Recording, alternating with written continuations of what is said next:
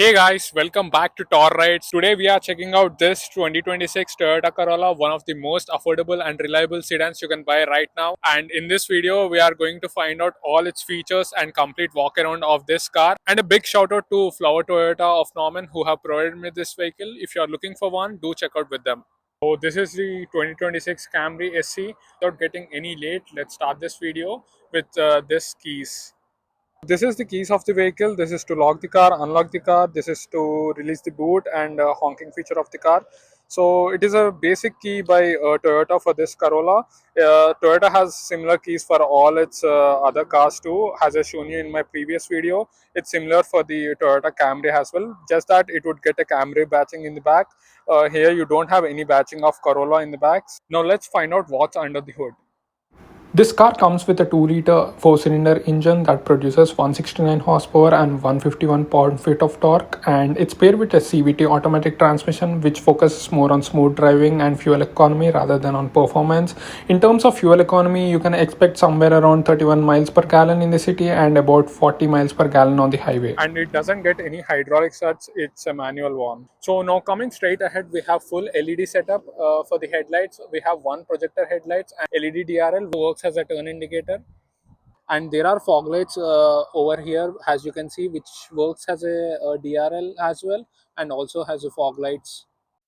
And coming to the grill, you have a nice hexagonal shaped grill, a large front grill for this Toyota Corolla, which looks sportier, and all the badgings have been dechromed and given that black element, which looks very sportier for this car.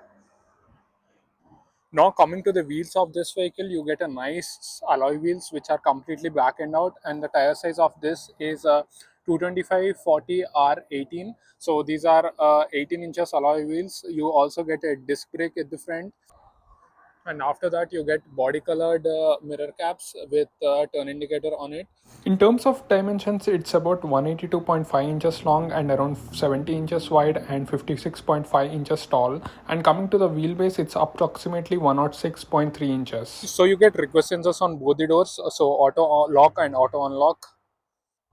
And coming to this, you got a camera for your lane keeping assist, and there is no sunroof for this variant, although you get a shark fin antenna at the back. But if you want a sunroof, you can add it through other add-ons. So now coming to the rear, wheels are also at the same size as you can see, 225 by 40 R18. So these are nice alloy wheels at the back as well with a disc brake in it. And it has a fuel tank capacity of 13.2 gallons. Now coming to the back, this is the back look of this Toyota Corolla. It looks very sportier, and all the elements are blackened out as you can see. So this is going to be the halogen setup for the rear lights, halogen stop light, halogen indicator and halogen reverse light. So complete halogen setup, and all the badgings are being dechromed with nice blackened out elements with a nice spoiler in the back. And this is your stop lamp with defoggers. So coming to the bottom, you get a reflector with a nice spoiler and a bumper. You can also call it as a bumper, blackened out. And coming to this, you have a dual exhaust setup for this SE model. So look very sportier. Now let's find out how much space do we got in the boot. Now coming to the trunk, the Corolla offers about 13 cubic feet of cargo space. That's enough for groceries, luggage or everyday use. Let's check if we got any spare wheel for this model. So yes, we got a spare wheel, but that's not a full size. I think it's a 16 inches alloy wheels with a spare wheel. So you do get a spare wheel for this Corolla. You don't have any electronically opening or closing this tailgate. You need to do that manually. So now coming to the price, has the way it has been spec'd, it is priced around $28,186. But the base price of this model is somewhere around $25,225. You can see all the add-ons. This makes the total up to $28,186. So this is the sticker price, and this is the non-hybrid variant. But the mileage figures you can see 34 miles per gallon. That's a good figure though. And you also get the blind spot monitoring system on both your mirrors. So now let's find out how much space do we got in the back of this Camry. So now coming to the door panels in the back, you get fabric finish on the door pads, and you get controls for your windows. It's auto up and auto down, so that's a good feature. And you get aluminum finish for the door handles, and you get one bottle holder with a speaker. There are no tweeters. So on the AC trim, you get fabric seats with this pattern, red and black stitching, which looks quite sportier. So now let's get inside and find out how much space do we have. So now after coming inside this vehicle, this is the amount of legroom which I have been left. The front seat has been set according to my driving style. So this is a quite good amount of legroom which I have been left. And coming to the under thigh support, I would say it's poor because it's not comfortable to me. I told you I am around 5'8", so this is the amount of headroom I have been left. Into the back, you don't have any AC vents over here. You just get two USB C type charging ports, and all the three headrests are not adjustable, they are fixed. So there is no adjustment for headrest, but you get seat belts for all the passengers. And you also get armrest with two cup holders in the middle, and you get a grab handle with hook.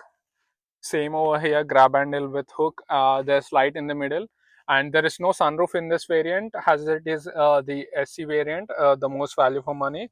And there is a small hump in between. Now let's go ahead and find out what all we have in the front, and this is the overall look of dashboard which you get from the rear. So coming to the driver side, the door panel has the same fabric finishing on the door pads with all the four power window controls and the chain lock, lock, unlock, and the mirror adjustment. And you get a nice aluminum finish on locks. And there are no memory seats for this model. You get a bottle holder with a speaker. There are no tweeters. And coming to the seat, you get complete manual adjustments for the seat. There are no electronical adjustment for this model. You get the height adjustment for the seat.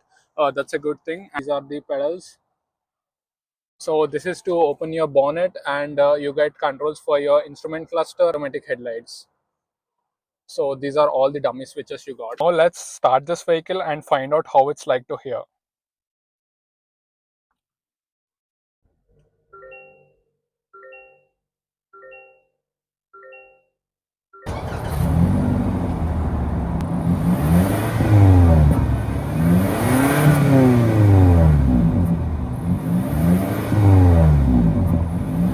Now coming to the steering wheel, this is the nice steering wheel with leather padding finish all over the steering wheel, and on the left you got all your controls for the instrument cluster, where you can browse through all the features like adaptive cruise control, distance to empty, and all the other features that you would expect. There is no tire pressure monitoring system in this car, so that's a bad thing. And here are your adjustment control for this infotainment screen and voice command.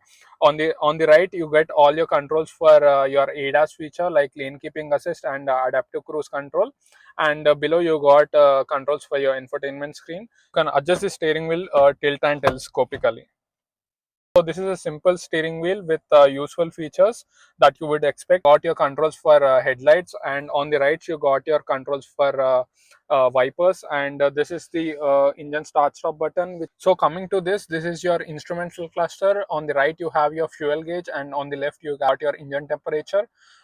So it is a pretty good screen. You get your rev meter over here, and with digital speed on it. Coming to the dash, you get a nice leather finishing on the dash with soft plastic. On the end you get hard plastics, so that's a cool thing. This is also the soft plastic material, and you get a nice piano finish on the dash, and AC vents over there. And coming to this screen is a 7-inch touch display screen. You get Apple CarPlay and Android Auto completely wirelessly. This is the back camera. You don't get adaptive guidelines for this model. And coming over here, you got your AC controls. This is one zone climate control. Get any ventilated or heated seats for this price point. And coming down, you got your gear lever with drive modes and traction control button. So you get sport, normal, and eco. Three different drive modes in this car. This is space over here. You don't get any wireless charging for this model, and you get two cup holders with auto hold function and electronic parking brake. And the armrest also has the same fabric finish which you have on your seats.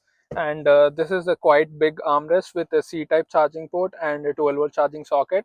So that's a good thing. And these are the seats, as I told you. So complete fabric seats you get in this model. These are not ventilator or heated. It's a basic seats. And coming over here, this is the glove box of the car, which is pretty big. And you also get a C-type charging port over here. You got a light plus mirror. You got same on the other one, a light plus mirror. And over here you get auto dimming IRVM with some controls for the dash lighting. You don't get sunroof for this model, as this is the most value for money variant. Alright, now let's start driving this car. As soon as you start the driving, the first thing you notice is how smooth and easy the car is to drive. The steering wheel feels light and it's very much comfortable in city and traffic and parking situation. The 2-liter engine provides a good balance of power and efficiency. The overall pickup for this car is pretty good, as the way it should drive, it is driving. It's not a performance car, but it has enough power for daily driving, highway merging and overtaking when needed. And coming to the CVT transmission, it keeps the car smooth and helps with fuel economy, so driving experience feels relaxed rather than aggressive. Another thing I noticed is the ride quality. The suspension does a good job absorbing bumps and rough roads, so overall the Corolla feels comfortable even on the longer rides. And because the car is compact, it's easy to maneuver, and it's also a very practical car for everyday commuting. So overall the 2026 Toyota Corolla SE continues to deliver what Corolla is known for: reliability, efficiency and practicality. You get a sporty exterior design and a comfortable interior, good fuel economy and a smooth driving experience. It may not be the most exciting car in the segment, but if you are looking for a reliable and efficient sedan that's easy to live with every day, the Corolla SE is still one of the best options available. And let me know in the comment section, we do pick the Corolla SE over Honda Civic. So thank you so much for watching this video. If you like this video, make sure to hit that subscribe button for more car reviews like this, and see you in the next one. Until then, bye.